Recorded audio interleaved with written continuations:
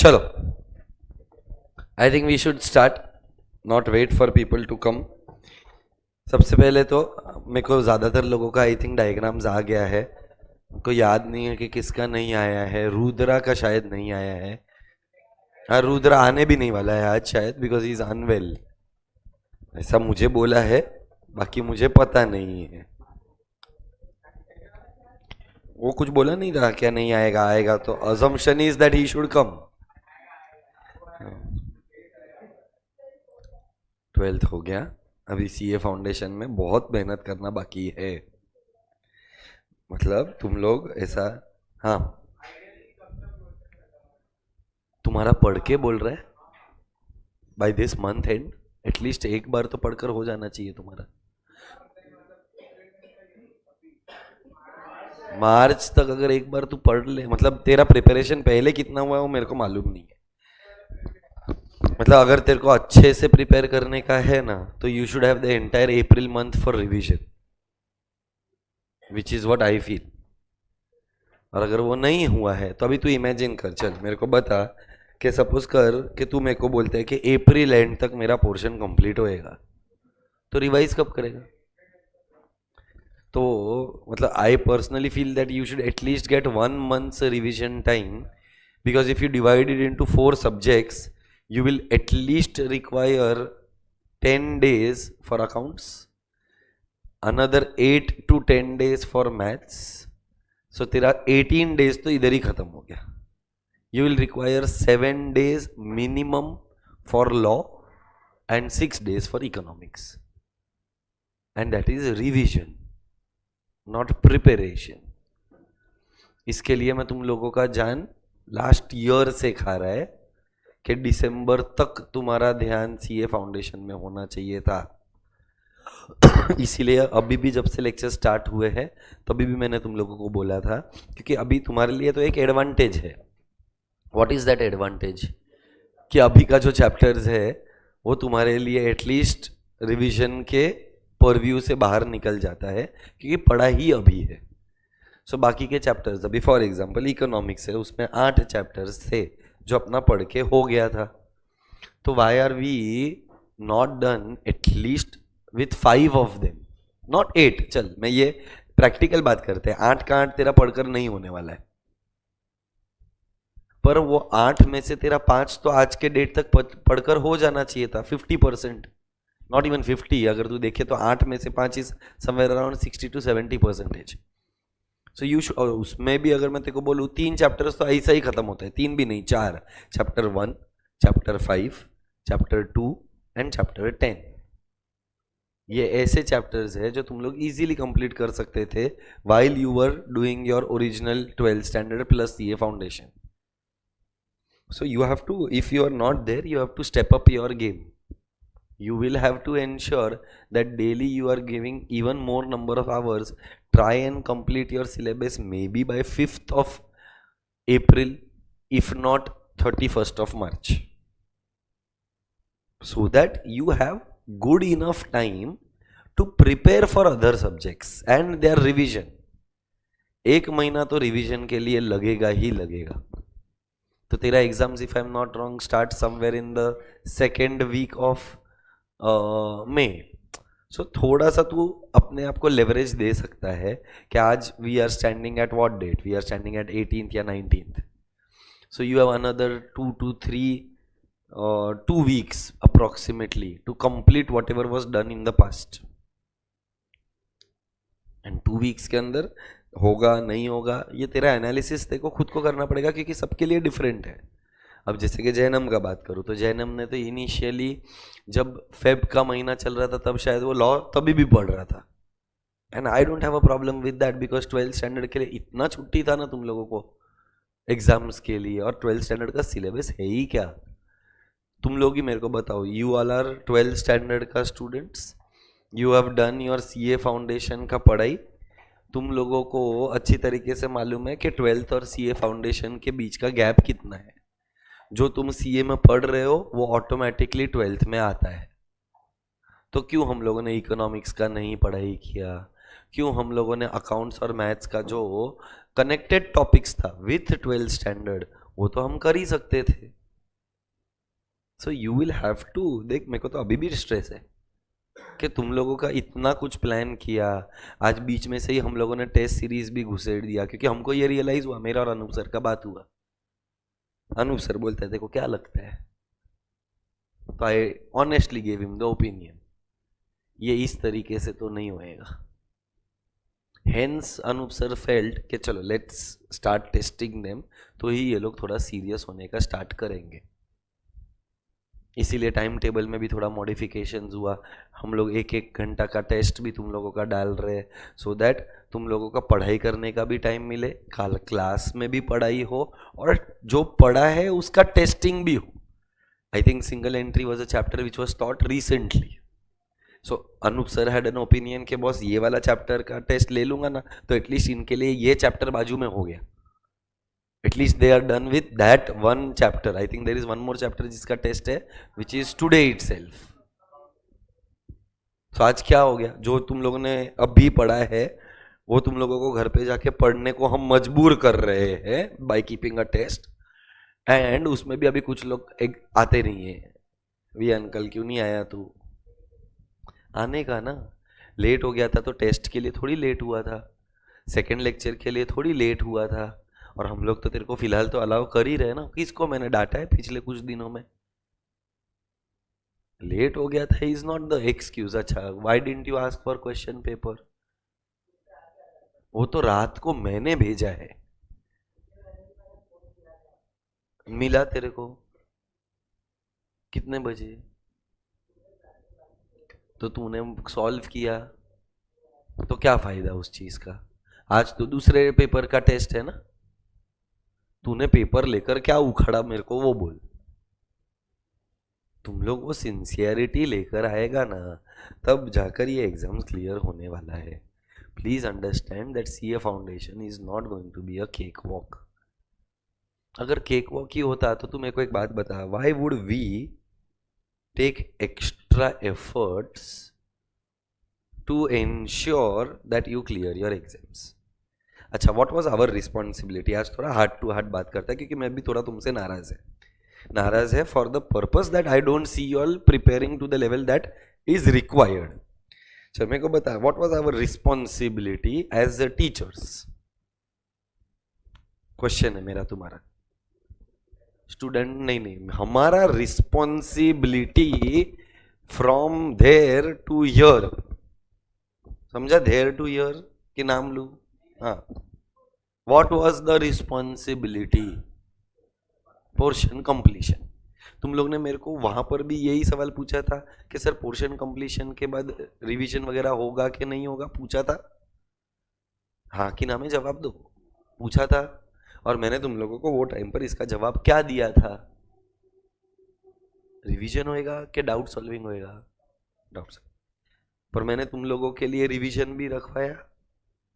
क्यों रखवाया, क्योंकि तुम लोगों का रिक्वायरमेंट था, जो मेरे पास वहां पर आंसर नहीं था कि मैं वो कर पाएगा कि नहीं कर पाएगा, पर यहां पर मेरे पास आंसर था.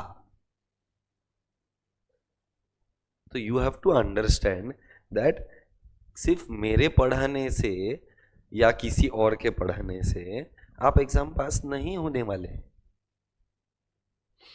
तुम लोग मेरे को बताओ ऐसी कौन सी चीज थी जो मैंने वहां पर तुमको फुलफिल नहीं करके दी है, या ऐसी कौन सी चीज है जो मैंने तुमको यहां पर फुलफिल करके नहीं दी है. If I remember correctly last 2 months mid October से लेकर मिड दिसंबर तक जैनम अपना बात हुआ था कि you wanted test for CA foundation. करवाया मैंने, तो क्यों अपना प्रिपरेशन नहीं हुआ है. अच्छा, did we have a PTM again in that range where I in front of your parents and yourself told you कि बस till December your responsibility is to study CA foundation. Was this done? Had Anish sir come to meet you and tell you how we are planning? So everything is being done just to ensure that you clear your exams. आज वही moral responsibility लेकर बैठे जन्म. Actually अगर कोई मेरे को पूछे तो एज एज एन एकेडमी, ये जो भी क्लासेस है, वो लोग बोलेगा रिवीजन लेक्चर्स काय को रखा। बात तो सिर्फ पोर्शन कंप्लीशन का है ना, कॉस्ट क्यों बढ़ाने का। मैं तो फ्री में काम नहीं कर रहा है, क्योंकि आज मेरे को तो they will pay me for my monthly lectures and so on for everybody else. Then why are they doing this? Two reasons. One, obviously they want you to clear your exams, only then you will come to inter, वरना तुम लोग ही fail हो जाएगा तो batch बनेगा कैसा।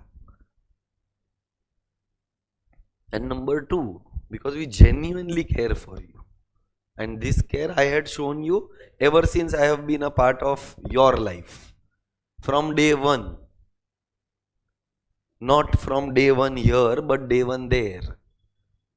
चाहे उसमें यूनिट टेस्ट हुआ तभी भी मैं तुम लोगों को पुश करता था, वहां पर भी लेट आते थे तभी भी मैं तुम्हारी मत बजाता था, वहां पर भी टेस्ट नहीं देते थे तो मैं तुमसे सवाल करता था कि क्यों तुम लोगों ने टेस्ट नहीं दिया। So this me has been there with you since day one only. तो मेरे बिहेवियर में तो चेंज ही नहीं है। यहाँ पर मेरे पास सिर्फ एक एडिशनल पावर है कि अनीस सर ने बोला प्रीतेश देखो जो करने का है तू कर, you have the power to decide.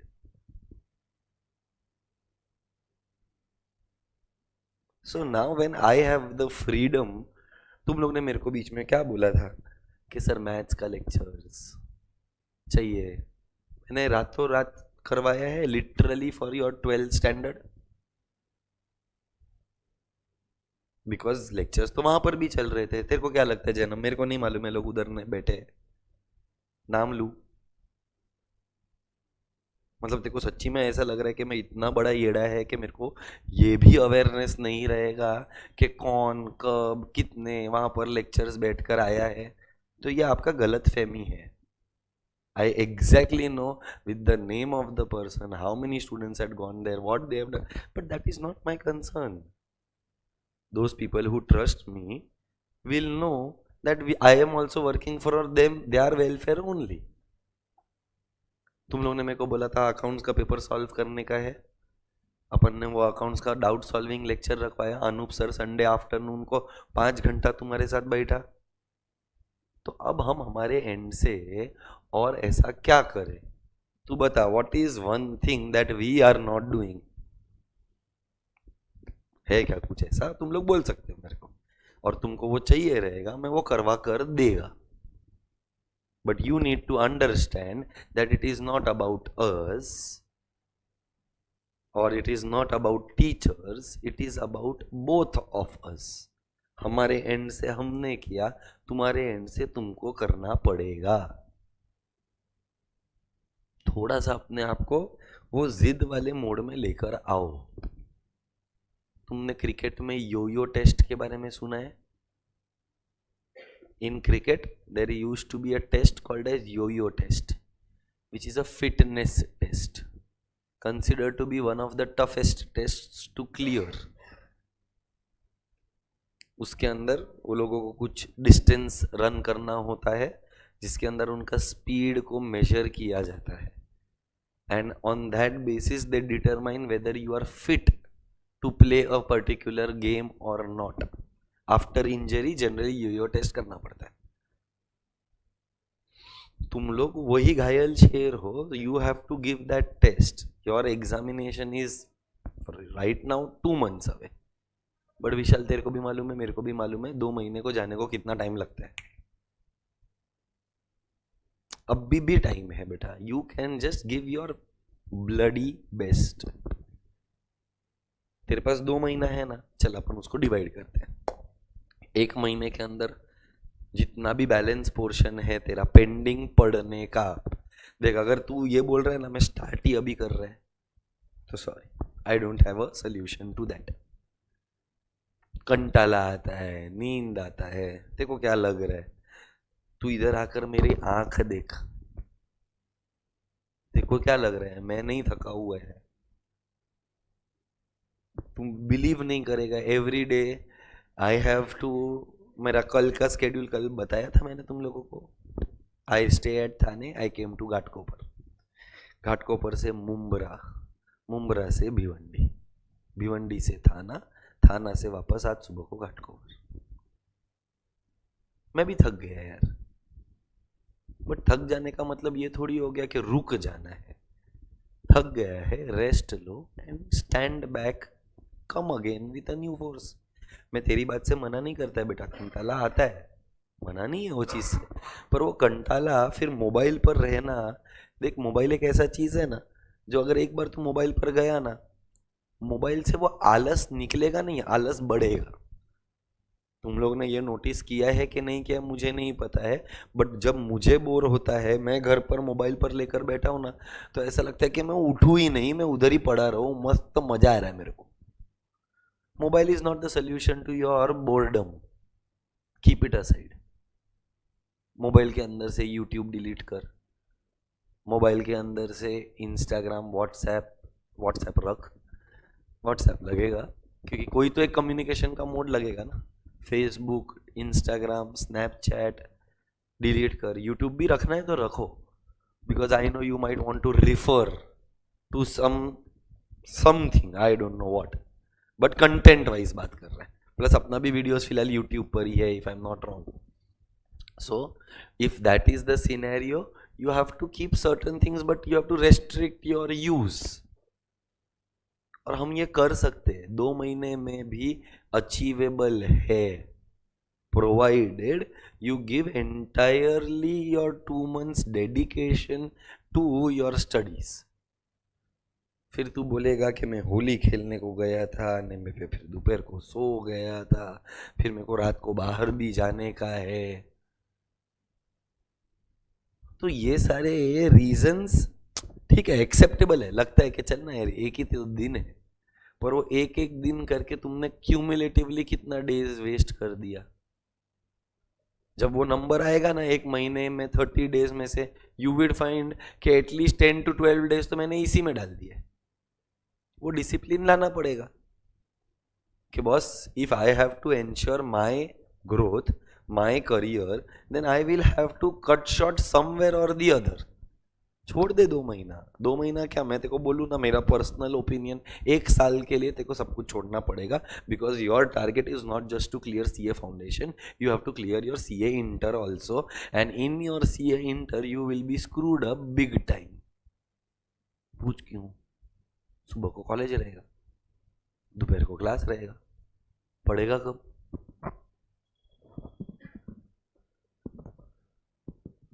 अभी तो फुकट है ना तू, फिर भी नहीं पढ़ रहे। I always say this one thing, and this is my last dialogue because I have wasted a lot of time. I don't know. I hope I have not wasted, and I have invested that time. 5 years of your efforts will give you 50 years of peace in terms of finance. Now, decision and choice is yours. Economics is about choice making. So there are 2 choices. 5 years of your efforts, 50 years of maja, or reverse it. 5 years of maja and 50 years of struggling. You choose. आज मेरे को बहुत दुख होता है कभी कभी ये सोचकर के यार मैंने मेरा सीएस का एग्जाम क्यों नहीं दिया है। टेम्पररी फेज में ना मेरे को लग रहा था यार मेरे जैसा तो कोई टीचर ही नहीं है। मैं I still know that I am a very good teacher, but look at the industry, how it is running right now. कभी कभी लगता है कि बस हो गया यार टीचिंग, ना स्टूडेंट भरोसा करता है इतना कुछ करने के बाद। मतलब अगर मैं डिसऑनेस्ट होता ना और मेरे पर कोई भरोसा ना करे तो साला समझ में आता है रे Vishal, when it hurts, when you are honest, when you have worked for welfare and still people don't trust you. तो आज मेरे को ऐसा लगता है कि काश मैंने मेरा सीएस कंप्लीट कर लिया होता ना, तो छोड़ देता ये जॉब, करता मैं अपना खुद का कुछ। वो एक पेपर के वजह से आज भी मेरे नाम के आगे एक सीएस नहीं लगा हुआ है। This I realize at the age of 35 years। I did not have anyone to guide. Even if I had, I did not take the guidance. Let's face the facts. बोला था बहुत लोगों ने कर ले कर ले कर ले, अनीस सर ने बोला, जेके सर ने बोला कि भाई सीएस का degree, 2 paper, why are you not doing it, you should do it. मेरे को लग रहा था छोड़ना, मस्त तो चल रहा है, मैं नाम है, पैसा आ रहा है, बीवी है, बच्चा है, जिंदगी में और चाहिए ही क्या। पर लाइफ में कभी ना कभी वो स्टेज आता है जब आप कोई चीज छोड़ देते हो ना, तो उसका रिग्रेट हमेशा रहेगा। तेरे को भी ये रिग्रेट आ ही रहा है ना कि शिट यार मैंने ये टाइम क्यों वेस्ट कर दिया, शिट यार मैं वहां पढ़ लेता तो, शिट यार मैं ऐसा कर लेता तो। Don't let regrets come to you, rather start working on it, and there should be no room only for a regret in your life. And I'm very disappointed Vihaan कि तू कल लेक्चर में नहीं आया। चल लेक्चर में नहीं आया कोई बात नहीं, टेस्ट नहीं दिया, चल टेस्ट क्लास में नहीं दिया वो भी मैं एक बार इग्नोर कर रहा है विहान। पेपर मंगवा कर उखाड़ा क्या? क्या तू सिर्फ ये मेरे को दिखाना चाहता था कि मैंने पेपर मंगवा लिया है? तू आज सॉल्व करके आता ना Vihaan, I would have been proud of you कि चल तू नहीं आया क्लास के अंदर, तेरे पास क्वेश्चन पेपर तूने खुद का रिस्पॉन्सिबिलिटी से ब्रांच पे फोन करके मंगवाया और तू वो पेपर सॉल्व करके अभी इधर आज सबमिट करके गया। That I would have respected, that shows the dedication. जैसे कि बीच में श्रेया थी, तो श्रेया वो दिन यहाँ पर आई नहीं थी, परसों वाला क्लास, बट जब वो कल लेक्चर में बैठी थी ना, तो पहले उसको मैंने लुक दिया था, चाहिए तो कल बात कर लेना उसके साथ। मैं बोला कल आई नहीं थी तू, मैंने उसको बोला नहीं, मेरे एक्शंस में उसके साथ बात हुआ है ये। और फिर जब मैं डिक्टेट करने का चालू किया ना नोट्स, तो उसने ऑलरेडी किया हुआ था, वो सारी चीज लिख कर आई थी, क्योंकि उसको लगा जो मैं बोल रहा है उसको वो लिख लेना चाहिए, क्योंकि वो इंपॉर्टेंट है, क्योंकि उसको ये रियलाइज नहीं हुआ रहेगा कि मैं कल के क्लास में वही सारे नोट्स लिखवाने वाला था। But the dedication okay was absent, she ensured that everything is done. Rudra बीमार है पर आज आया ना, thank you Rudra, I am proud of you. कल मेरे को बोला था वॉमिटिंग हो रहा है, मेरे को और भी एक दो चीज बोला उसने, चक्कर आ रहा है, पता नहीं खुद तो बोला वो। He is unwell, I requested him if possible आना। अच्छा ऑफलाइन नहीं आ सकता है, ऑनलाइन आना, वो आया ना, आई एम हैप्पी। क्योंकि आज क्या होएगा उसका, ये सुबह को उठ जाना इट सेल्फ सेव्स 3 आवर्स, क्योंकि घर पे पड़ा रहेगा ना तो 10 बजे के पहले उठेगा नहीं। तो थोड़ा अपने आप में ना वो जीत लाओ, अभी वो पागलपन होना चाहिए। शाहरुख खान के बारे में सुना है कभी लाइफ में? जाकर उसका एक इंटरव्यू देखना, ही विल, बहुत सारे इंटरव्यूज में बोला है, he sleeps for 3 to 4 hours a day, works for 16 to 18 hours a day. तो अगर आज अपने को उस लेवल का बनना है ना, तो उस लेवल का एफर्ट भी डालना पड़ेगा बॉस। आज धोनी तेरे को क्या लग रहा है, आईपीएल के लिए अप्रैल में स्टार्ट होने वाला है, कभी होने वाला है? 3 दिन में आईपीएल चालू हो रहा है। आईपीएल के लिए तेरे को क्या लगता है कि वो on the day of IPL start करने वाला है? I hope you know he started his training one month back. Wait, listen to me carefully.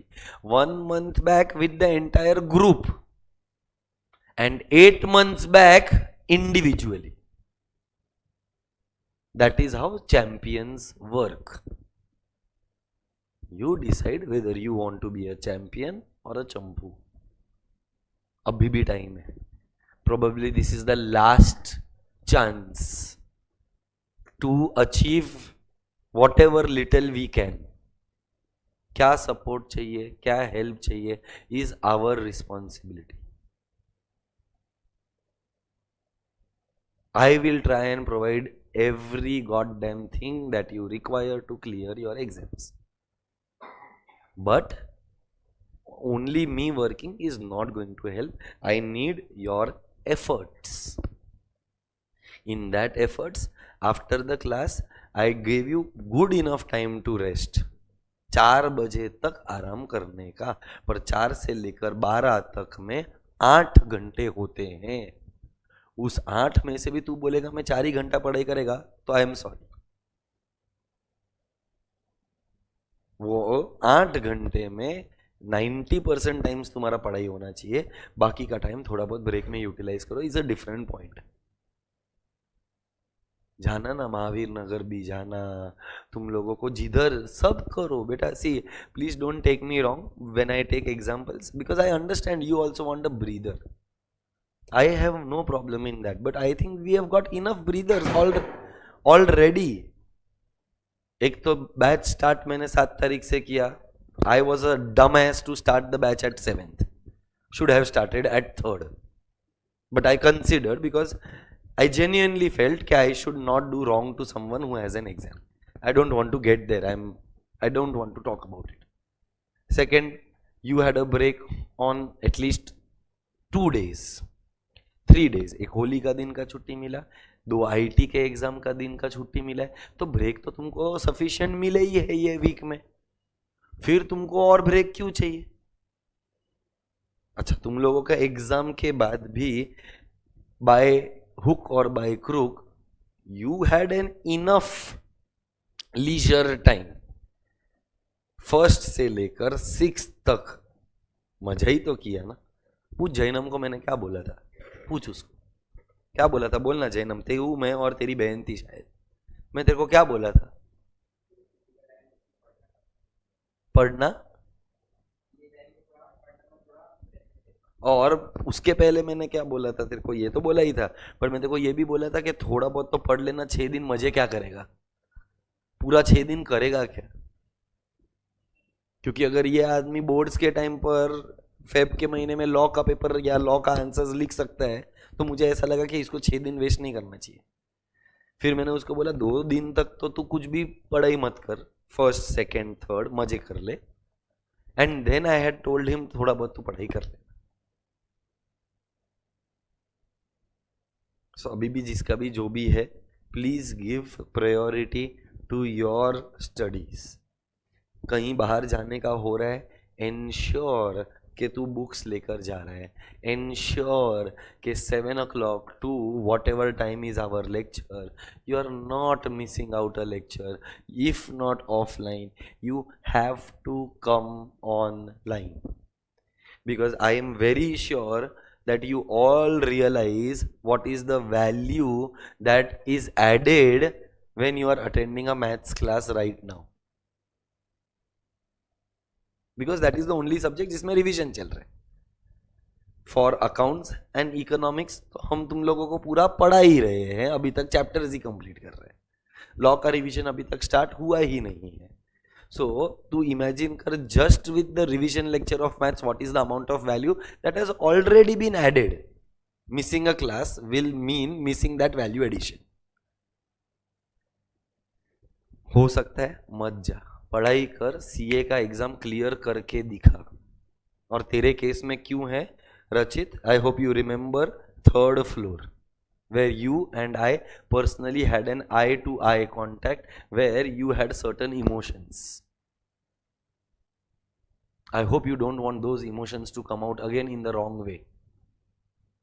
खुशी का रहेगा ना चलेगा, दुख का गम का रहेगा ना वो नहीं चलेगा. So everybody pep up. You still have 2 months. Strong believer that you can achieve the target in the next 2 months.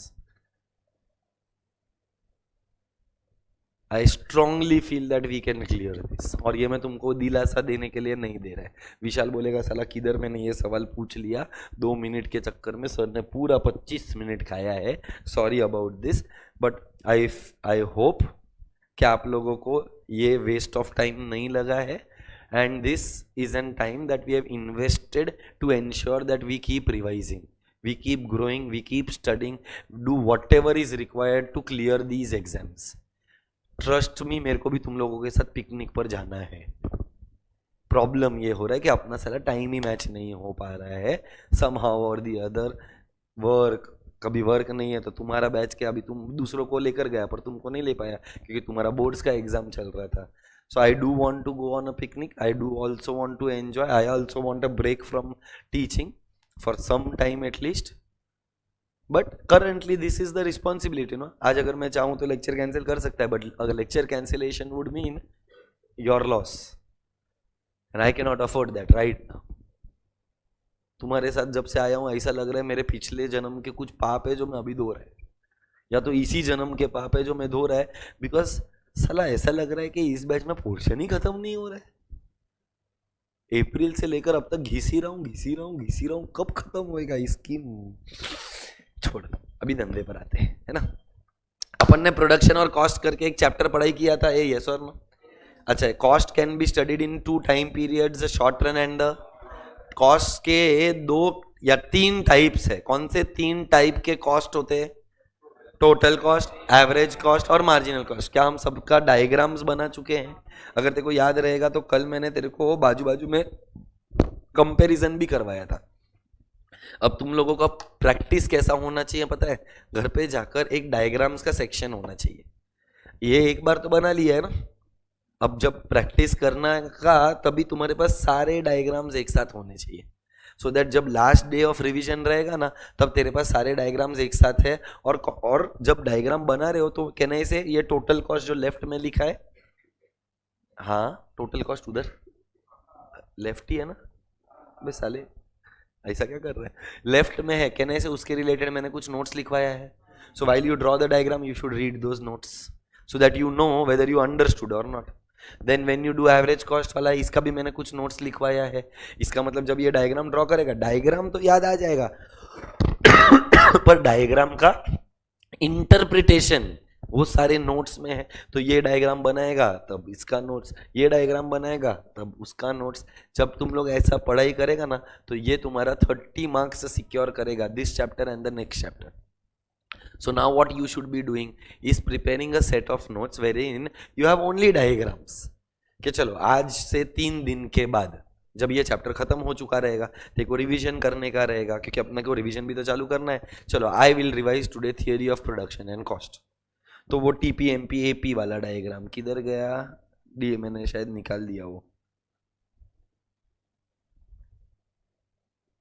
निकाल दिया। पर वो अपन ने याद है वो टीपी एमपी एपी वाला डायग्राम, उसके बाद भी मैंने नोट्स लिखवाया है। तो तुम लोग वो पढ़ेगा, वो ड्रॉ करेगा, उसका नोट्स पढ़ेगा, ये ड्रॉ करेगा, उसका नोट्स पढ़ेगा, एवरेज कॉस्ट मार्जिनल कॉस्ट उसका नोट्स पढ़ेगा, फिर ये वाला जो है इसका नोट्स पढ़ेगा। ऑटोमेटिकली पूरा चैप्टर रिवाइज हो जाएगा।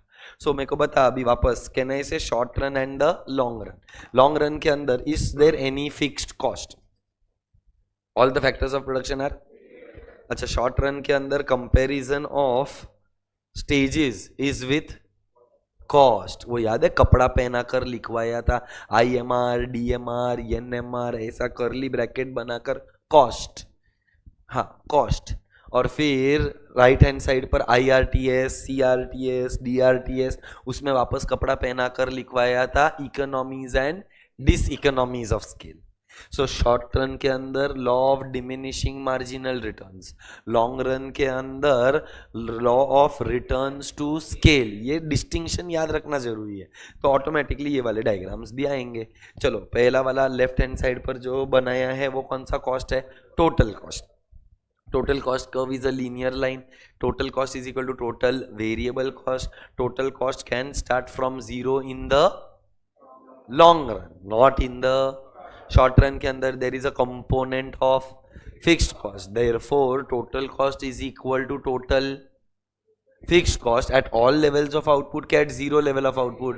So when output is 0, total fixed cost cannot be, therefore total cost cannot be, therefore TC is equal to TFC when output is equal to 0. Dash curve starts from origin, TVC. Dash curve starts above the origin. Which curve? अच्छा, total cost curve will start from where? Above origin, from the point of TFC. Dash curve takes the shape of dash curve. TC curve takes the shape of TVC curve because TFC is constant and change in TC is purely due to the change in TVC. ऐसा सब अपन ने लिखा हुआ है। अब आते हैं average cost of the long run. छोटा छोटा जो कर्व्स बनाया है वो SAC, short run average cost curve, small average cost curve नहीं। अच्छा, जो बड़ा वाला कर्व बनाया है वो large average cost curve, it is the long run average cost curve. So LAC is derived from a series of SAC. Where will you produce in the first diagram? C2Q3. Why C2Q3? क्योंकि वहां पर cost minimum हो गया और output maximum तो नहीं हुआ है but best level of output है वो मेरे लिए, क्योंकि मेरा कॉस्ट के साथ कंपैरिजन है. So will you produce at SSC 6? Why रे, बनाते हैं ना, क्योंकि वहां पर कॉस्ट बहुत ही ज्यादा बढ़ जाएगा. और कौन सा कॉस्ट बढ़ रहा है? पर यूनिट कॉस्ट बढ़ेगा तो टोटल कॉस्ट भी बढ़ जाएगा. फॉर एग्जाम्पल एक यूनिट बनता है 5 रुपए में और वही एक यूनिट एसएससी 6 पर बनेगा 7 रुपए पे. तो 1000 यूनिट के लिए कॉस्ट कितना है मेरा? 1000 यूनिट के लिए कॉस्ट एट 5 रुपीज. पर अब वही 1000 यूनिट अगर मैं एसएससी 6 पर बनाएगा तो 7000 हो जाएगा ना 7 रुपीज के हिसाब से. सो कहना है पर यूनिट कॉस्ट मेरा 2 रुपए से बढ़ गया तो मेरा टोटल कॉस्ट भी पर यूनिट के हिसाब से बढ़ जाएगा. That is the reason why we chose C2Q3. फिर एक सवाल पूछा था, why does the LAC curve fall, why does the LAC curve rise. तो सबसे पहला दिल में क्या आता है? IMR DMR. क्यों? क्योंकि अपन ने वो पढ़ा था उसके ही पहले, पर वो शॉर्ट रन में था, जबकि हम so when you are in the you compare with IMR DMR, IRTS and CRTS. Do you agree with that? So economies are greater than diseconomies is the reason for LAC curve falling. मेरे को बता, if economies are greater than diseconomies का मतलब advantages are greater than, if advantages are greater than disadvantages, what will it result into? Per unit cost कम होएगा, इसीलिए LAC curve fall हुआ. चल fall हुआ मतलब कौन सा स्लोप है? Okay, downward slope. Downward slope भी करेक्ट है. डाउनवर्ड स्लोप के साथ कौन सा स्लोप? Negative slope. ये वर्ड को समझना जरूरी है क्योंकि एग्जाम में एक क्वेश्चन आएगा, negative slope of LAC curve is because of. IRTS का मतलब वो उसका फुल फॉर्म हुआ. क्यों होता है IRTS? Output increases reduces the cost. पर क्यों? मेरा सवाल क्यों है? Because economies are greater than diseconomies. Correct. Favor advantages in short. बराबर है, श्योर है. तो अब ये डायग्राम देखकर तू मुझे बता, where will you produce, IRTS में के CRTS में? अब मैं तेरे को एक बात बोलता हूँ, CRTS श्योर, पक्का, गुड. पर जब मैंने तुम लोगों को रिटर्न्स टू स्केल पढ़ाया था ना, तभी तुम सब लोगों को लगा रहेगा बेस्ट स्टेज IRTS है, क्योंकि 10% इनपुट में 50% आउटपुट मिल रहा है. क्योंकि अपन ने सिर्फ तभी पॉइंट ऑफ व्यू में क्या रखा था? Production, output. पर यहां पर प्रोडक्शन के साथ साथ दिमाग में क्या है? कॉस्ट. मेरे को कॉस्ट मिनिमाइज करना है, इसके लिए CRTS is the most desirable stage of production. बराबर है क्या? फिर ये जो कर्व आया है, ये कर्व कौन से इकोनॉमिस्ट ने दिया है? क्लासिकल, जहां पर they assume the technology remains constant. But अगर मैं बात करेगा नीचे वाले डायग्राम का, वो कौन से इकोनॉमिस्ट ने दिया है? Modern economist. और उनका ओपिनियन क्या है? कि technology in the long run will change. So will any producer want to produce on the rising part of LAC? Because rising part of LAC means your cost will rise. मेरे को नहीं चाहिए कि मेरा cost बढ़े, इसके लिए the point says that I will not go in the direction of DRTS. So L shaped curve. बोल, क्या पहला वाला डायग्राम और चौथा वाला डायग्राम सेम है? कैन आई से first diagram shows all levels of output, Q1, Q2, Q3, Q4, Q5, all levels of output है, जबकि यहां पर ऑल लेवल्स ऑफ आउटपुट है कि पर्टिकुलर है. So you will have to be very careful while analyzing the statement that you read. तो कल इसके लिए एक स्टेटमेंट बोला था जहां तक मेरे को याद है, the short run average cost curve at the minimum point of long, याद है? The short run average cost curve at the minimum point of long run average cost curve represents least cost plant size for all levels of output के particular. LAC is a dash to all the SAC. tangent है, बराबर ना? SAC 1 2 3 4 किसी को भी intersect किया नहीं है. So LAC curve is a tangent to all the SAC curves. Done है. इसमें किसी को कोई डाउट आया है? इसके नोट्स, इसके MCQs कर ले. आ जाओ, नोट्स लिखना स्टार्ट कर दो. नोट नंबर 1,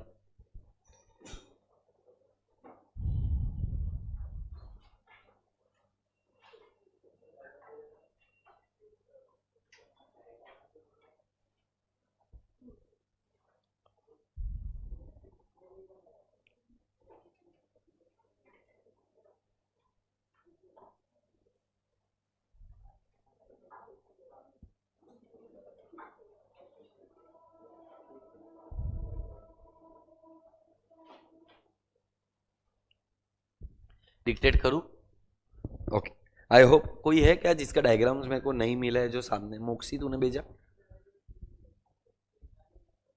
बनाया है, बनाया है, हार्दिक तूने भेजा है? ओके, पूछा मत, सॉरी, पूछ रहा हूँ ना, अच्छे से पूछा। तेरा याद रहता है मेरे को, मतलब अभी 5-7 लोग हैं जिसका याद रह जाता है। जैनम का आया, वियान का आया, मैत्री का आया, आस्था का आया, आई थिंक रचित का आया रात को, वैभवी का भी आया रात को, जैनिल का भी आ गया, सौम्या याद नहीं आ रहा है मेरे को आज भेजा क्या। हाँ हाँ, सबसे फर्स्ट उसका था, करेक्ट। थैंक्स। नहीं आ रहा है ना, बेटर है, बेटर, तू पढ़। I think you are the first one to send, क्योंकि बाकी सब लोग का रात को 7 बजे, 8 बजे, 9 बजे, वैभवी 10:30 बजे, 11 बजे, आज गावात यांच्या, मतलब तुमको ये उम्मीद है, ये तो कल मैं जागा हुआ था वो अलग बात है, but by the time it is 10:30 I sleep. कल मेरे बच्चे को टाइम नहीं दे पाया था, वो मेरे लिए जागा हुआ था, इसके लिए मैं उसके साथ खेल रहा था, नहीं तो मैं सो गया होता बहन। देखो ये उम्मीद है, मैं 11:30 बजे तेरा डायग्राम चेक करेगा तो मत रखा ये उम्मीद। चल लिख, note number 1, the long run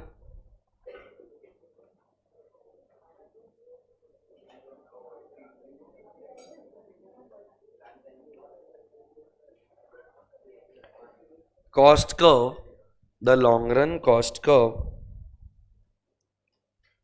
shows the functional relationship between the long run cost curve shows the functional relationship between, मेरे को तुम लोग बताओ, ये जो कॉस्ट कर्व बनाया किसका किसका रिश्ता बनाया है अपन ने उसमें? एसएससी और एलएसी बोल रहा है कोई तो, शांत दिमाग बेटा। आउटपुट एंड कॉस्ट ना, वाई एक्सिस पर क्या है, एक्स एक्सिस पर क्या है, सो it is the relationship between what and what, output and cost. थोड़ा वापरो बेटा, शांत दिमाग से करो, कुछ भी मैं बोलेगा तो उसका वैल्यू नहीं ऐड होएगा। सो it is the functional relationship between output and cost of production.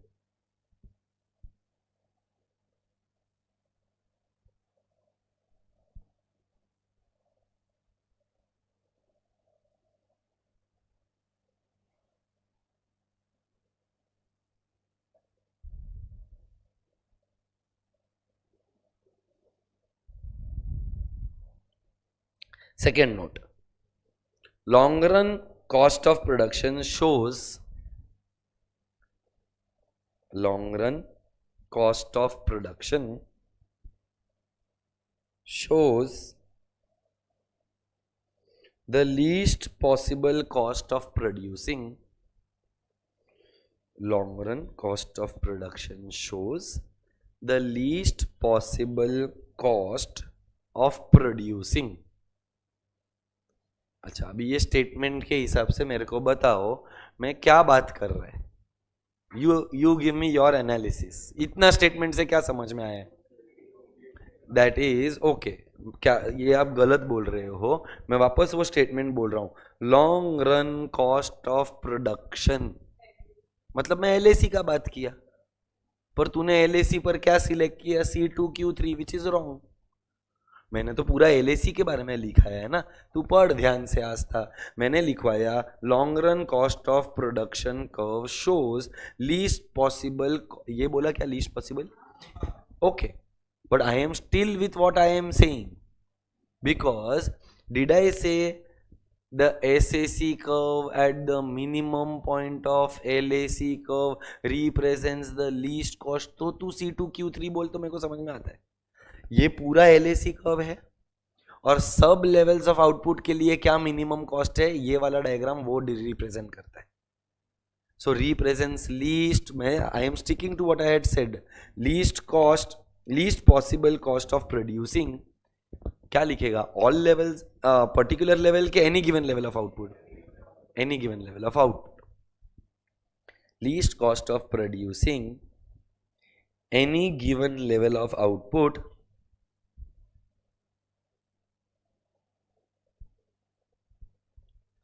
when all individual factors of production,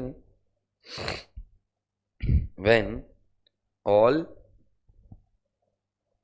individual factors of production are dash. Fixed एक मस्त विशाल, वेरी गुड. सारे फैक्टर्स लॉन्ग रन में क्या है, variable. when all individual factors of production are variable, बराबर है. Next, note 3. LAC is derived from a series of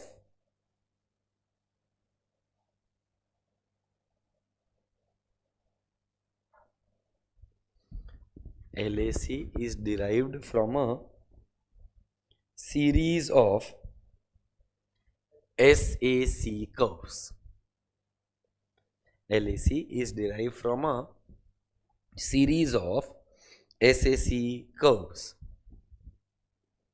next बहुत ही basic question है, तुम लोग मेरे को सोच के बताना. जैसे जैसे आउटपुट बढ़ेगा वैसे वैसे कैपिटल का रिक्वायरमेंट बढ़ेगा ना.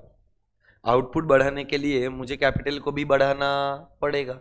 सो लिखो note number 4.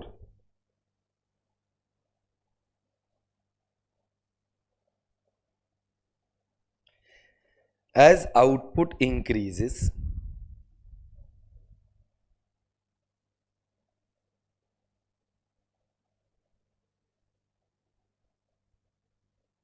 the amount of capital employed by the firm, as output increases, amount of capital employed by the firm also increases.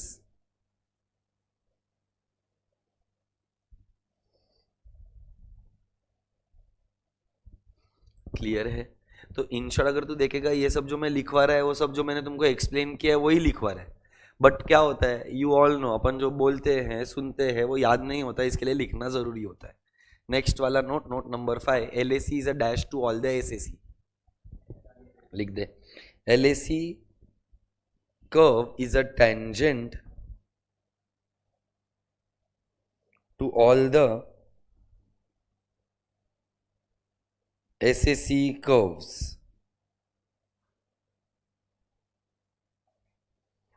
LAC curve is a tangent to all the SAC curves.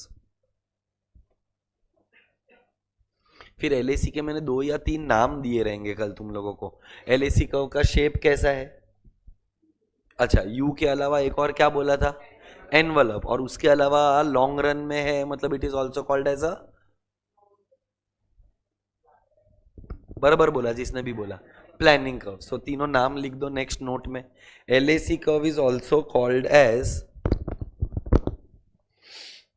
LAC curve is also called as planning curve और U-shaped curve और envelope shaped curve.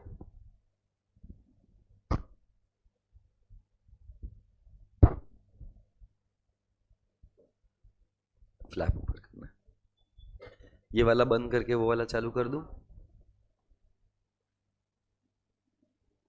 बंद नहीं हो रहा है.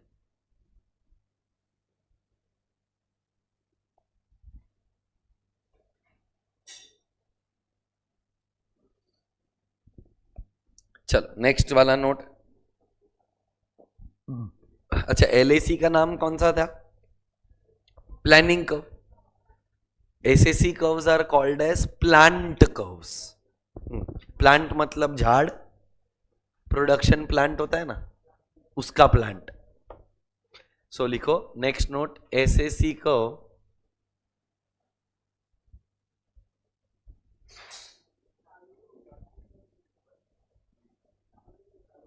मैं तो उधर किया,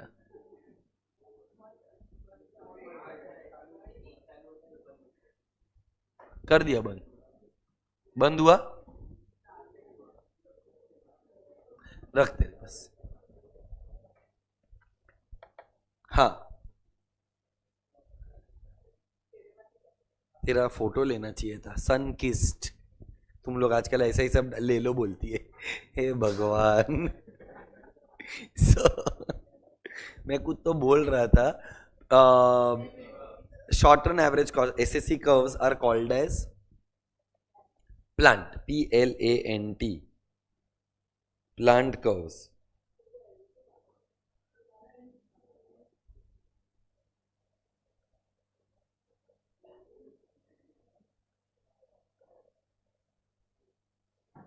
चलो next, the negative slope, next note, the negative slope of LAC, the negative slope of LAC। अभी इसका इंटरप्रिटेशन मेरे को तुमसे चाहिए। नेगेटिव स्लोप का मतलब ब्रैकेट में मुझे कुछ तो लिखवाना है, डाउनवर्ड स्लोप या तो फॉलिंग पार्ट। सो ब्रैकेट में लिख डाउनवर्ड स्लोप और falling part of LAC।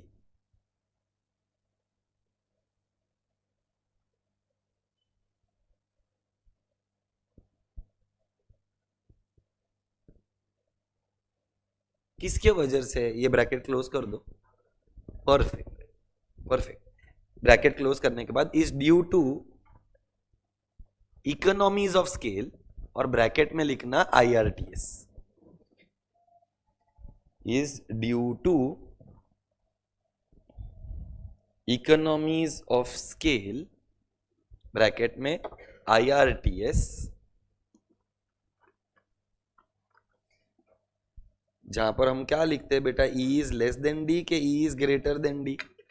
E is greater than D।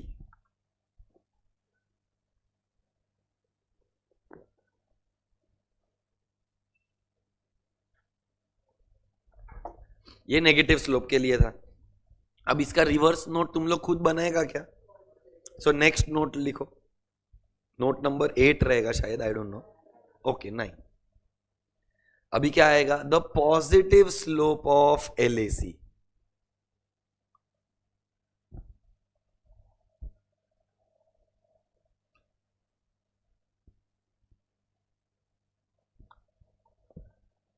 The positive slope of LAC, bracket में क्या लिखा बेटा? द अपवर्ड स्लोप और the rising part of LAC, upward slope और the rising part of LAC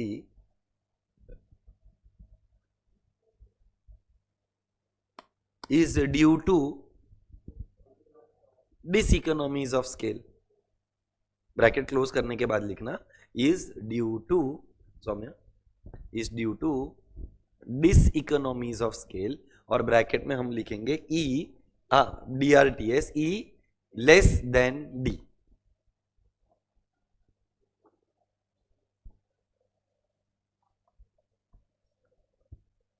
उसके बाद next note, second last note है अपना,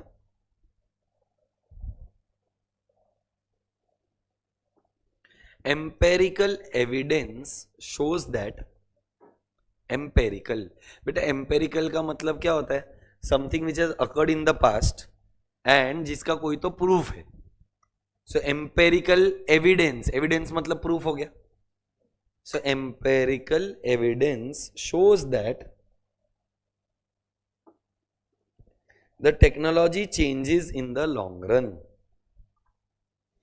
empirical evidence shows that the technology changes in the long run.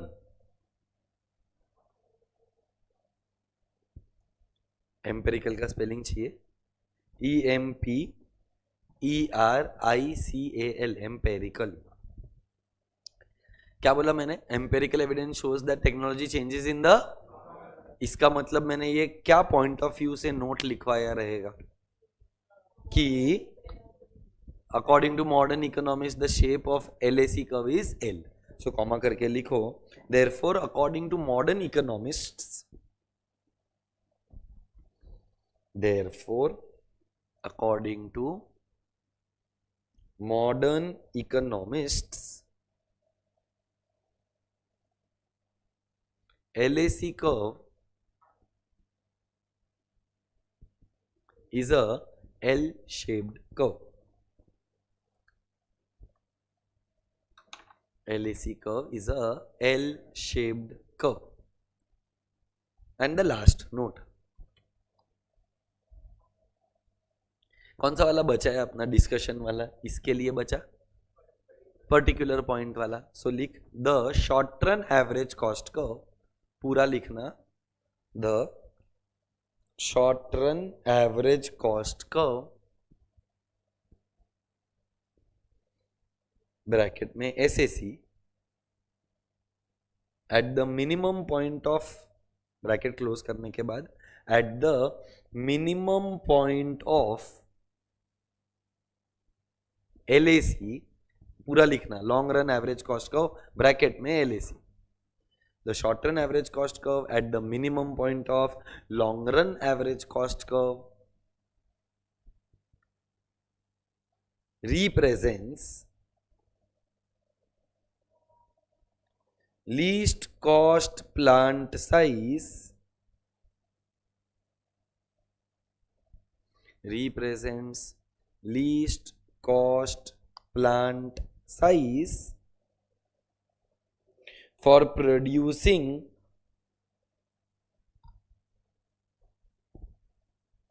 क्या लिखूं? For producing particular level of output, underline करना उसको, for producing particular level of output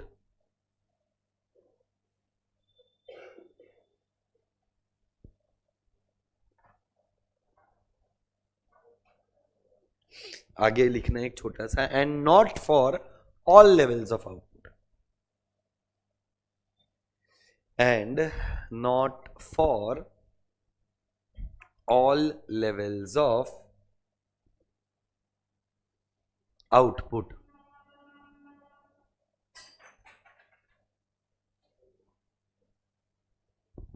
done.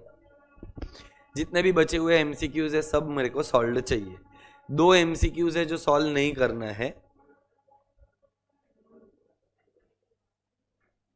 Last, second last MCQ और fourth last MCQ, number नहीं याद है मेरे को. कैन यू टेल मी बेटा लास्ट नंबर क्या है MCQ का मैत्री? सो 120th वाला MCQ नहीं करना है और 118 वाला MCQ नहीं करना है. 117 वाला रीड कर, नहीं करना है ये वाला. वहां पर लिख दे चैप्टर 4. बोलता हूं मेरे ख्याल से 120, पर फिर भी एक बार रीड कर तो 120, 117, 119, ये दो मत करो. 117, 119 आर 2 MCQs, जिसके बाजू में लिख दो चैप्टर 4.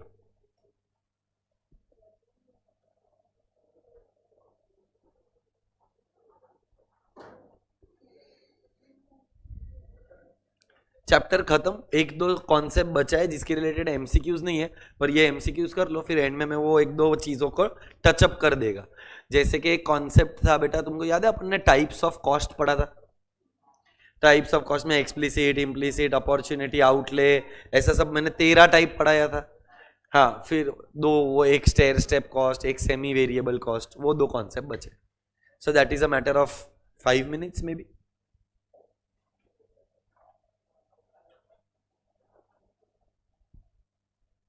मेरा अगर बात मानो तो I think for tomorrow you should be done with chapter 1 and chapter 5. तो आज का तुम्हारा टारगेट क्या होना चाहिए? If there are no targets planned yet, you should be done with economics का chapter 1 and 5 bye tomorrow's class. क्योंकि आज चैप्टर 3 तो मेरा हो गया है और मैं इतना स्लो गया है ना ये चैप्टर में, मतलब आज का लेक्चर एक्चुअली ये चैप्टर के लिए प्लान्ड ही नहीं था. This should have been done yesterday itself, which is okay. देख पीछे क्यों चल रहे हैं? क्योंकि अपने को नोट्स भी लिखना था, प्लस कल तुमने मेरे को नोट्स लिखने के लिए नहीं दिया, तुम बोला कि आज के क्लास में कराओ तो रिवीजन हो जाएगा. तो आज वो रिवीजन हो रहा है, दैट इज ओके. क्या होएगा? ज्यादा पढ़ाई ऐसी होनी चाहिए ना जो तेरे दिमाग में बैठ जाए, सेट हो जाए, तो तेरे को वापस उसका स्ट्रेस नहीं आएगा. या तो चैप्टर 1 और 5 कंप्लीट करो, या तो चैप्टर नंबर 3 पूरा कंप्लीट कर डालो. सो तेरा पूरा एक चैप्टर हो गया ना, तो माइनस हो गया वो तेरे रिवीजन लिस्ट में से.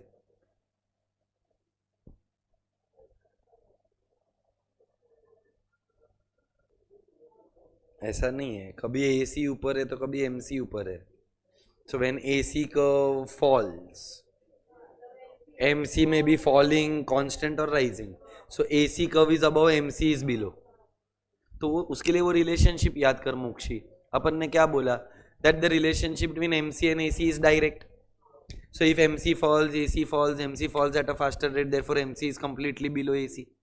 और दूसरा लॉजिक क्या है? MC rises, AC rises, but MC rises at a faster rate, therefore it is completely above AC. खत्म. Concept is over there itself. तुम लोग वो 15 और 20 वाला कर रहे हो क्या? नहीं नहीं, उसके अंदर तो अभी उसमें देखो एप्लीकेशन करना पड़ेगा, थोड़ा दिमाग लगा, तेरे को आंसर आएगा.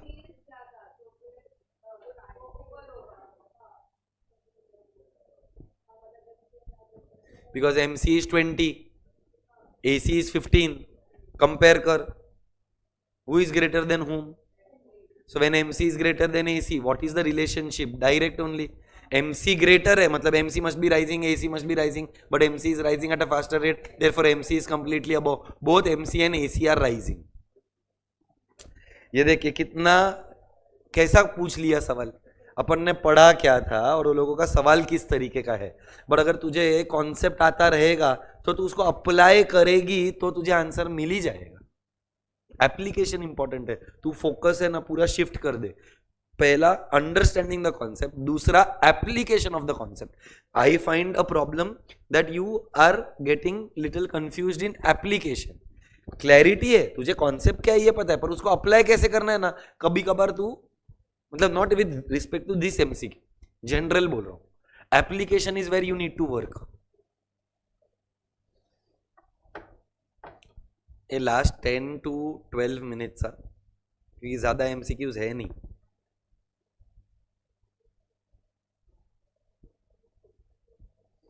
रुद्रा हो सके तो आज का टेस्ट दे देना, घर पे बैठ कर दे, कोई प्रॉब्लम नहीं है. क्वेश्चन पेपर मंगवा लेना स्टाफ से, but if possible give the test.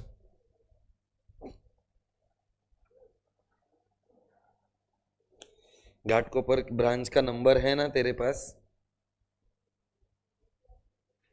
Professional academy के घाटकोपर ब्रांच का. बस तो वहां पर फोन करके बोलना कि क्वेश्चन पेपर सेंड कर दो.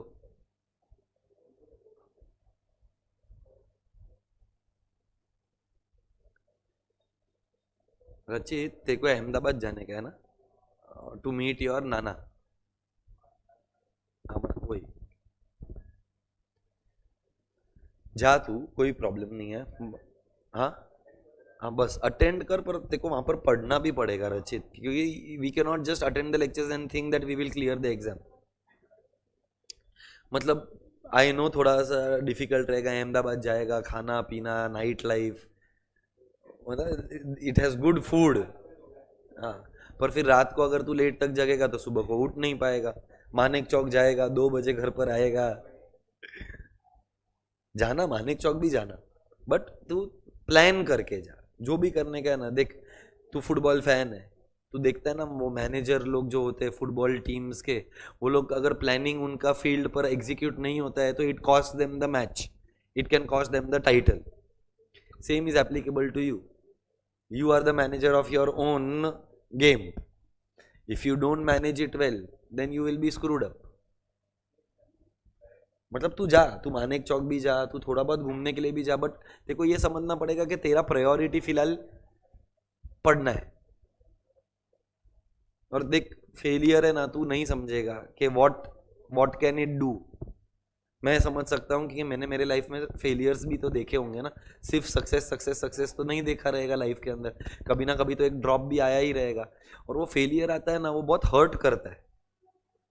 और अभी तक तू जिंदगी में कभी फेल ही नहीं हुआ ना रचित.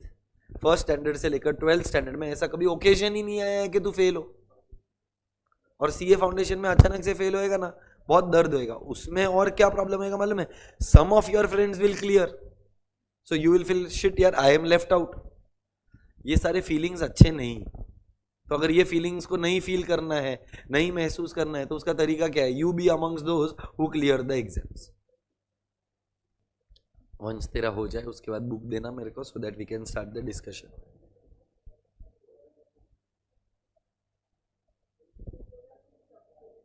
वंश वही बेचारा बकरा है ना, वही हर बार देता है तो उसको ही बोला है. तुम लोग का हो गया सॉल्व करके? गुड.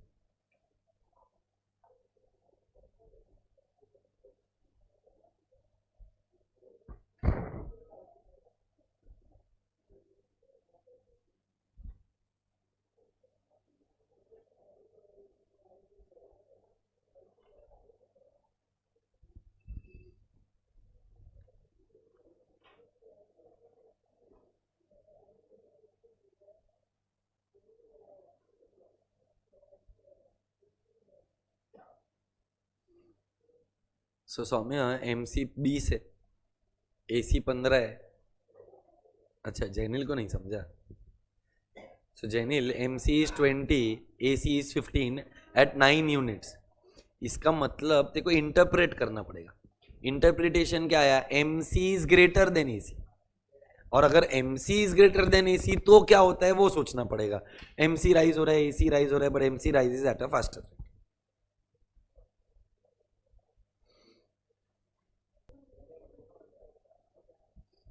हो गया. अगर कुछ मेंशन नहीं है कि क्लासिकल है कि मॉडर्न है, in case of long run we take the U shape. So long run के अंदर है ना अपने पास दोनों कर्व्स है, कुछ मेंशन नहीं है तो we are taking the classical.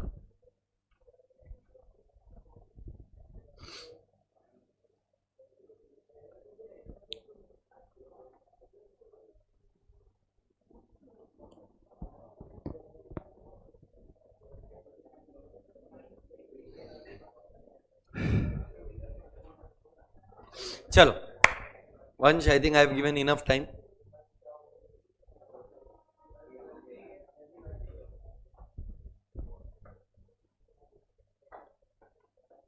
Thank you.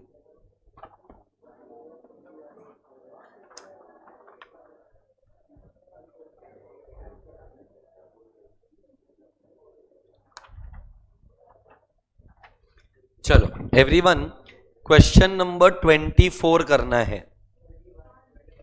Okay 21 भी करना है. मेरे को लगता है सबसे सिंपल MCQ था. Which one is called as a planning curve? It is the LAC curve, long run average cost curve. Correct, A is the right answer. 24. When average cost is rising, marginal cost is above the average cost. C is the right answer. आया है बेटा? हाँ correct, but ए और सी में से better is सी। और दूसरा एक बोलू तेरे को, average cost is rising, the marginal cost must also be rising.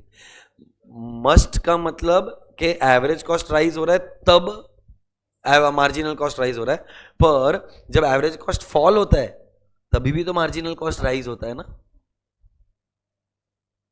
When AC curve falls, marginal can fall, remain constant और rise. So marginal cost rise सिर्फ AC राइज होता है तब नहीं होता है, AC फॉल होता है तभी भी राइज हो रहा है। सो C is a better alternative. ये बढ़ू आगे, चलो नेक्स्ट वन 29, नहीं 29 तो हो चुका है भाई, बोलो 31। Correct, MC curve intersects at the minimum point of ATC curve. चलो 36, क्या गलत है उसमें? ऑल लेवल्स ऑफ आउटपुट बोला है, जबकि होना क्या चाहिए था? Particular level of output. So question number 36 का आंसर इज सी। क्लियर है? आगे क्वेश्चन नंबर 37, डी दारूडिया, पर कहीं पर भी इकोनॉमीज ऑफ स्केल तो है ही नहीं, इसका meaning he economies of scale है, एडवांटेज है ना ये। परफेक्ट, तो देखो देख अभी एक और स्टेप आगे जाना पड़ा। अपन ने तो क्या लिखा था? It is due to economies of scale IRTS E greater than D, पर ये भी तो पता होना चाहिए ना कि इकोनॉमीज में क्या क्या आता है। So your answer is D। चलो 38 simple, is the direct answer मिल गया, डिस इकोनॉमीज ऑफ स्केल। चल next one is question number 54। Are we sure? कहने से ये तीनों एडवांटेज है। स्पेशलाइजेशन इज एन एडवांटेज, आपको रॉ मटेरियल कम दाम पे मिल रहा है, कैपिटल कम दाम पे मिल रहा है, is an advantage. Firm can employ better technology, that is also an advantage. So अगर एडवांटेज रहेगा तो इकोनॉमीज रहेगा। Answer is all of the above, जिसके वजह से आपका पर यूनिट कॉस्ट कम होएगा। बराबर है? बढ़ू आगे। जैनम, जैनिल, कुछ तो डाउट है? जैनिक बोल बेटा, श्योर है? आगे बढ़ते क्वेश्चन नंबर 58, बी बेवड़ा, श्योर हो? क्योंकि average total cost, average total cost मतलब पर यूनिट, तो अपने को क्या चाहिए? एज अ प्रोड्यूसर मेरा पर यूनिट कॉस्ट ज्यादा होना चाहिए कि पर यूनिट कॉस्ट कम होना चाहिए? कम। तेरा आंसर कुछ और है।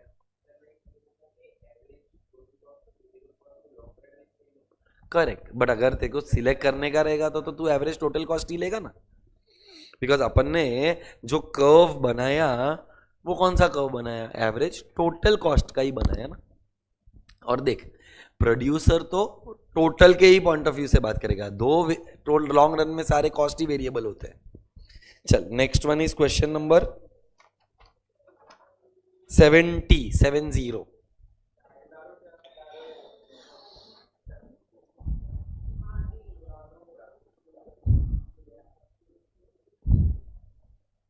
करेक्ट है, tangent to all the curves for short run average total cost. Correct answer. Next one 72, B बेवड़ा कि डी दारूडिया? D is the correct answer, C is the wrong answer.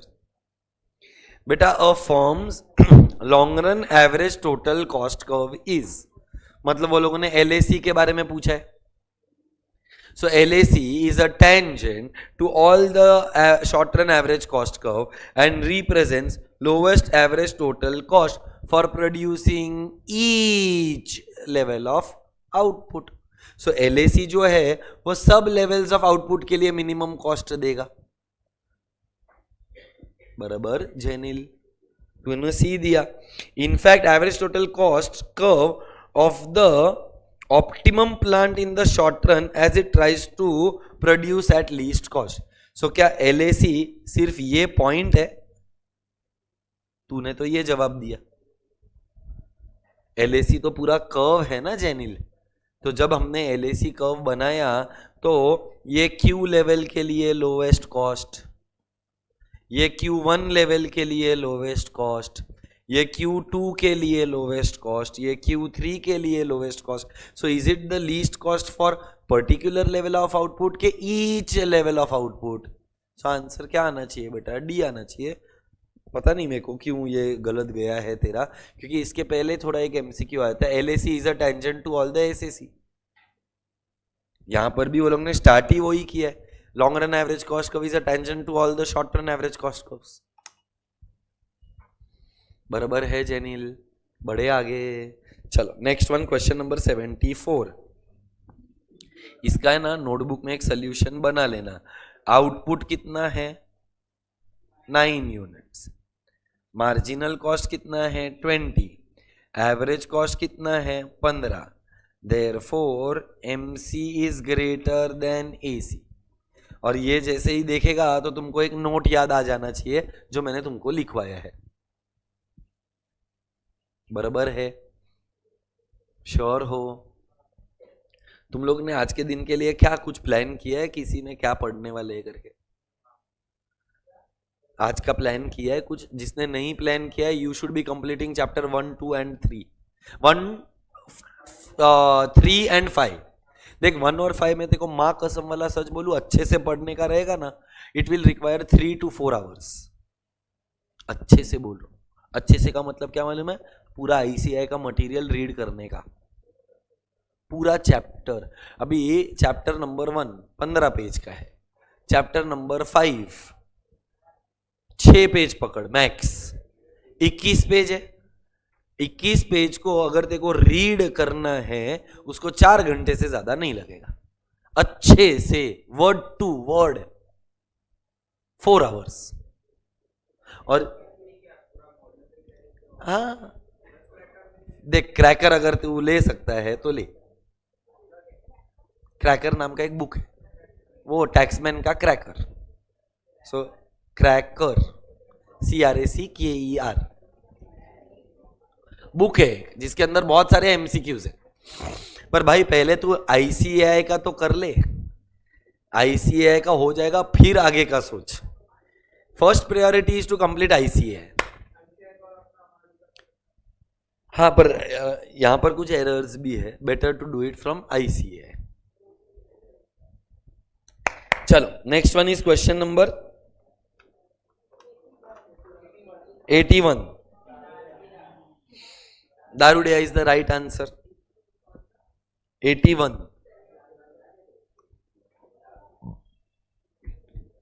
आगे बढ़े. उसके बाद डायरेक्टली क्वेश्चन नंबर बोलो. Absolutely correct, economies of scale. अब समझ में आ रहा है ये कॉन्फिडेंस कब आता है? When you are conceptually clear, confidence will automatically come. चलो next one is there anything which is left? Okay हाँ बेटा एक सेकेंड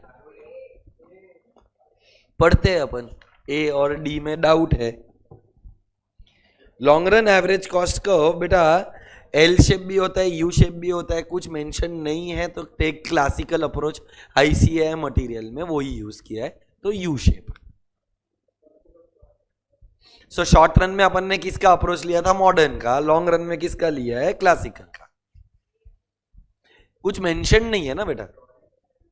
अगर स्पेसिफाई किया मॉडर्न तो L, नहीं स्पेसिफाई किया तो क्लासिक.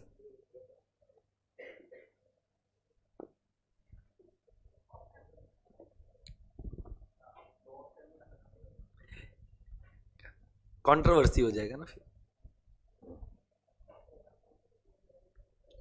बोलो और कोई MCQ बचा है एक्सेप्ट दो. 103 तो हो गया कल, मैंने सोल्यूशन बना कर दिया था मोक्षी. बोलो 105. Economies of scale means a reduction in the unit cost of production. Unit cost मतलब एवरेज कॉस्ट. बेटा यूनिट का मतलब एक यूनिट होता है, एक यूनिट का मतलब पर यूनिट होता है. तो तेरा आंसर आएगा रिडक्शन. अच्छा इकोनॉमीज ऑफ स्केल के वजह से कौन सा कर्व डाउनवर्ड स्लोपिंग था? LAC. LAC का form long run average cost. So per unit is average cost. तो कोई भी प्रोड्यूसर का टारगेट क्या होता है मालूम है? पर यूनिट कॉस्ट कम होना चाहिए, क्योंकि अगर पर यूनिट कॉस्ट कम रहेगा तो टोटल कॉस्ट ऑटोमेटिकली कम होएगा। बोलो और कोई एमसीक्यू? बोलो prime cost sir also called as, I think ये अपने मटेरियल में ही दिया है, वेरिएबल कॉस्ट के अंदर दिया गया है, ये बराबर क्या? अच्छा, now everybody needs to come to types of cost. 2-3 concept है, we will complete those concepts, that should be it for the day. Page number 210। कहना ऐसे, क्या मेरे को फिक्स्ड कॉस्ट वेरिएबल कॉस्ट वापस पढ़ाने का जरूरत है? अच्छा, वेरिएबल कॉस्ट के अंदर देखो लिखा है, it can become zero also known as prime cost. Variable cost के अंदर दिया हुआ है, it is also known as which cost? Prime cost. अच्छा, अभी कौन से 2 कॉस्ट बच गए बेटा? एक सेमी वेरिएबल और एक है स्टेयर स्टेप। बेटा सेमी वेरिएबल का मतलब क्या होता है? What do you mean by a semi variable cost?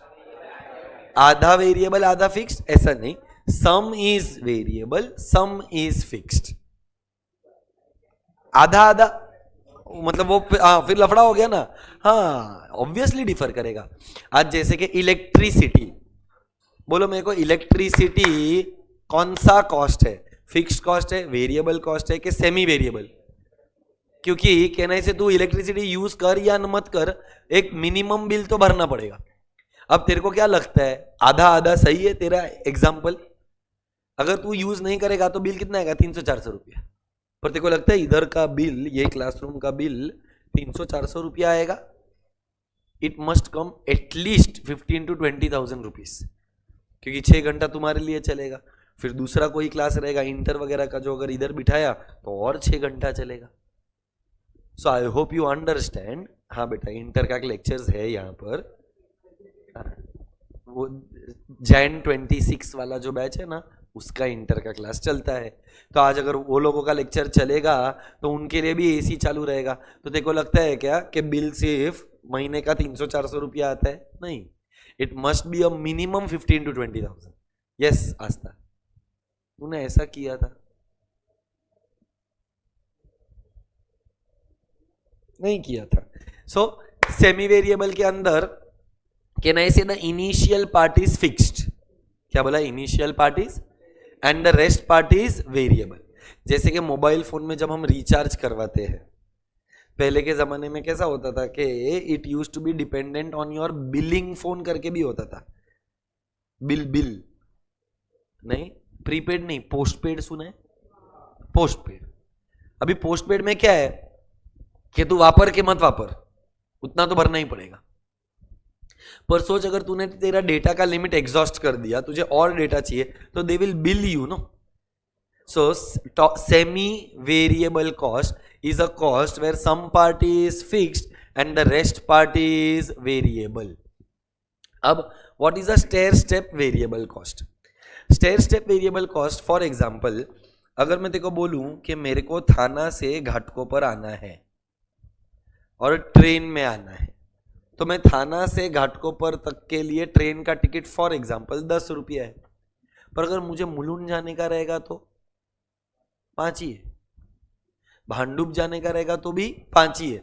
मतलब कहना है इसे, थाना से लेकर शायद भांडुप तक मेरा जो कॉस्ट ऑफ ट्रैवलिंग है इन द ट्रेन वो फिक्स्ड है 5 रुपया। फिर चाहे मैं थाना से मुलुंड जाऊं, नाहूर जाऊं या भांडुप जाऊं, 5 ही रुपया लगा। पर अगर मुझे आगे आना है, घाटकोपर तक आना है, तो मेरा कॉस्ट बढ़ जाएगा।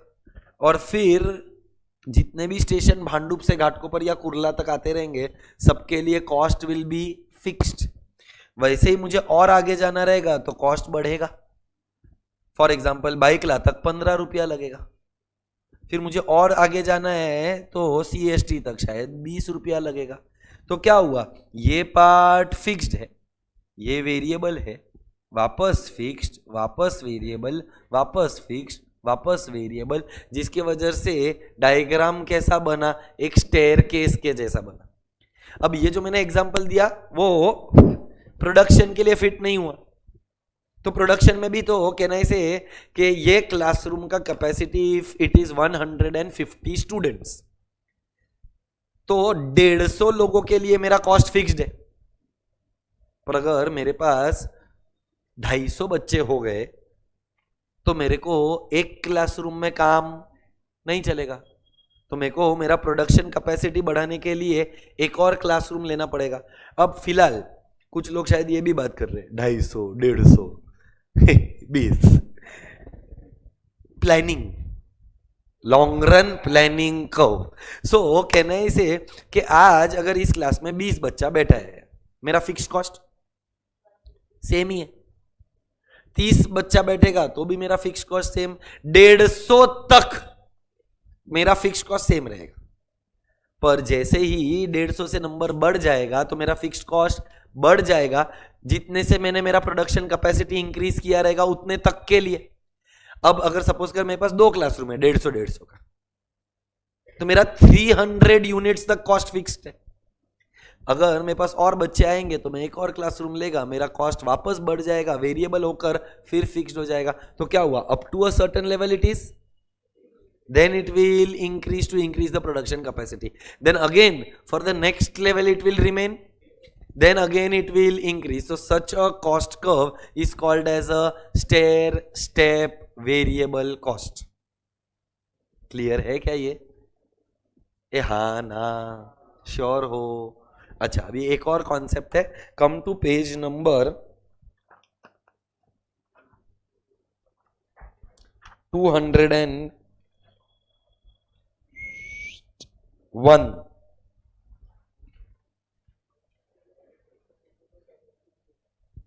पेज नंबर 201,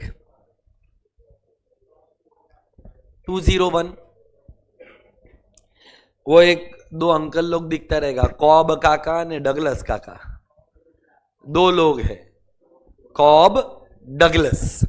कॉब का सरनेम डगलस नहीं है, दोगला नहीं है सालों, कॉब डगलस, अंडरलाइन करना।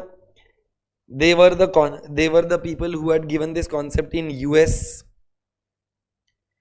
उनका ये जो एनालिसिस था, it was done in a manufacturing production, मतलब ये जो उन्होंने फॉर्मूला दिया है, it was applicable for the manufacturing unit, जहां पर इनपुट्स कौन से थे, लेबर और कैपिटल।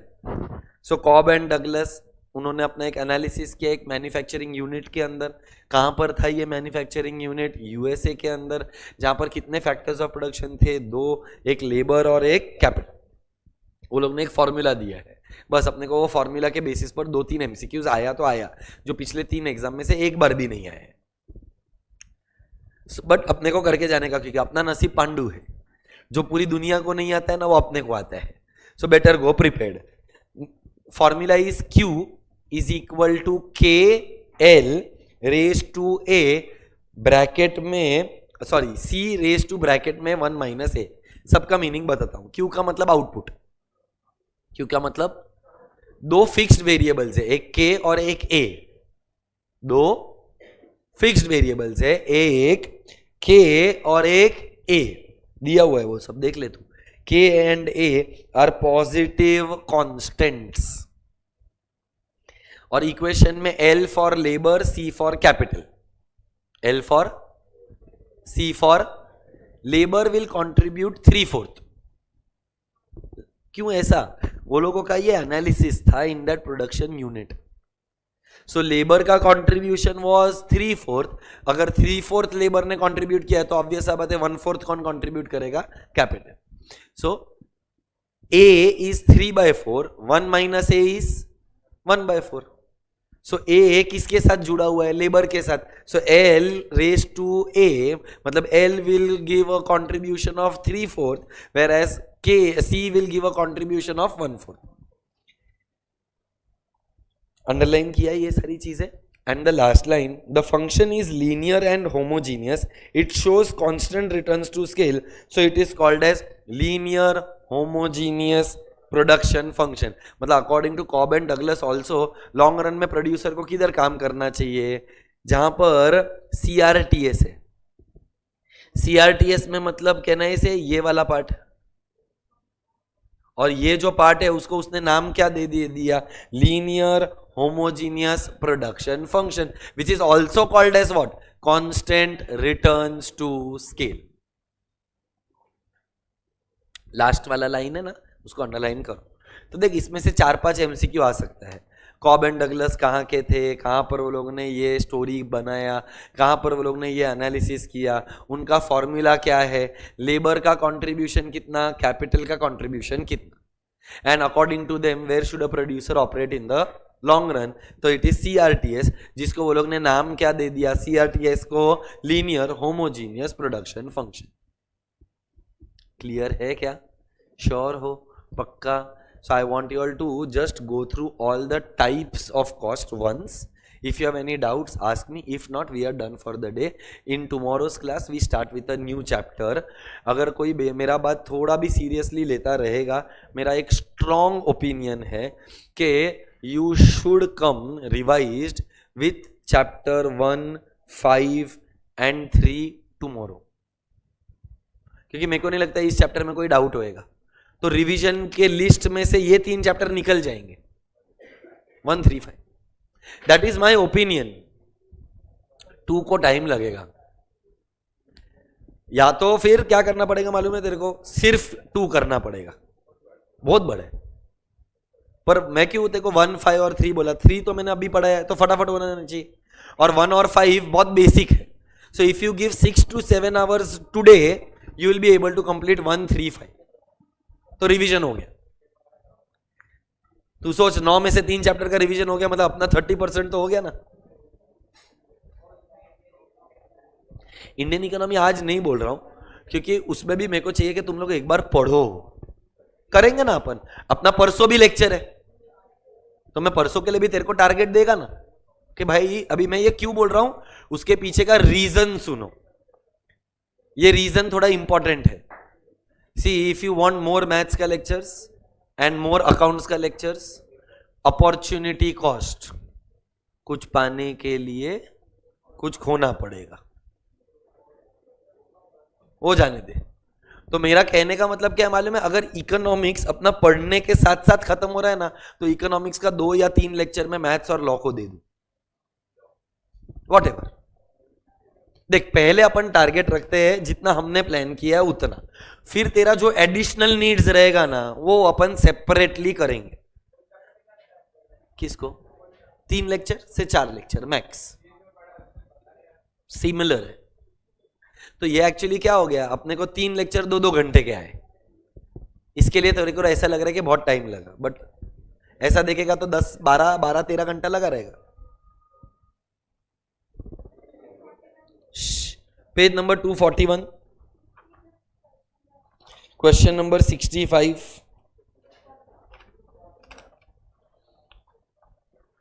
भाई उसका पढ़ाई अच्छा चल रहा है, वो होमवर्क सेक्शन पे भी पहुंच गई है, तुम्हारा सोचो।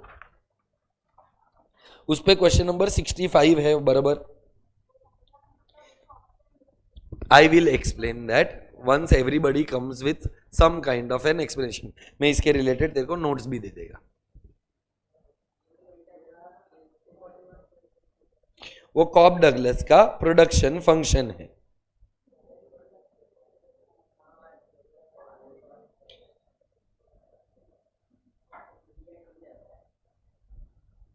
उसमें मेरे को लग रहा है थोड़ा प्रिंटिंग एरर भी है। So Cobb Douglas production function क्या बोलता था, we should operate at constant returns to scale. So answer क्या आना चाहिए था, equal to 1 diminishing returns to या decreasing returns to scale.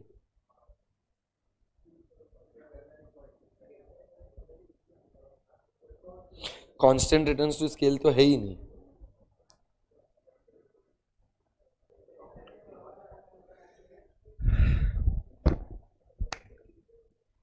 So I don't know what you all are planning. Revision lectures भी economics के रखे हैं, मेरे को उसमें कोई प्रॉब्लम ही नहीं है, बट मेरे को ऐसा लग रहा है कि ये वाले लेक्चर्स के साथ साथ अगर तुम लोग तुम्हारा रिवीजन करते रहोगे तो ऑटोमेटिकली रिवीजन लेक्चर्स का रिक्वायरमेंट कम लगेगा फॉर इकोनॉमिक्स, जिसको हम लोग सब्सटीट्यूट कर सकते हैं विद मैथ्स एंड लॉ। मतलब कौन से वाले एमसीक्यूज? 15% to 20%। सो 100 एमसीक्यू किया, 100 पकड़ते बेस, 120 किया तो उसका 20% is 24 MCQs. So not more than 24 MCQs should be wrong. कोई कॉन्सेप्ट नहीं समझ में आया, दैट इज ओके. अगर पढ़ाया नहीं है, वो नहीं सॉल्व किया, तो you can deduct that. It should not go below, मतलब better is 10%, but in a range of 10 to 20% is okay. Because जब तक तू आगे जाएगी तब तक तो तेरा और कम हो जाएगा errors. So by the time you are in exams you should be at 90% accuracy.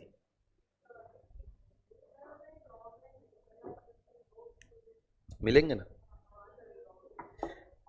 अभी मैं तो इधर तक कोशिश कर रहा हूं कि मैं विश्वनाथ सर के लेक्चर्स ही रख दूं,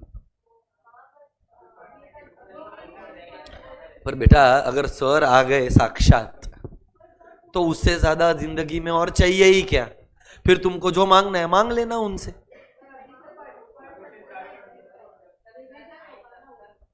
नीचे है ना कार्तिक करके एक लड़का बैठा है, 3rd फ्लोर पर जा, उससे लॉ का नोट्स का पीडीएफ मांग ले. ही वो, हाँ उसके पास है. छोड़ना, विश्वनाथ सर का चाहिए ना तेरे को, तो खत्म कर बात को. वो 3rd फ्लोर पर रूम नंबर 1 में बैठा है, वो पढ़ रहा है, उसको नंबर दे दो, उसको बोल मेरे को सर का, अगर मेरे को नहीं पता है कि सर हैंड रिटन नोट्स देते हैं नहीं देते हैं, you talk to him, get your discussion and get the notes. उसके पास वो सारे नोट्स है जो वहां पर दिए गए हैं, तुम्हारे पास वो नोट्स का एक्सेस आ जाएगा. खत्म. बराबर है. श्योर हो. मैं आकर इंट्रोड्यूस कर रहा हूं तुमको कि खुद कर लोगे. कार्तिक नाम का लड़का है, बोलना प्रीतेश सर ने भेजा है, ही विल हेल्प यू.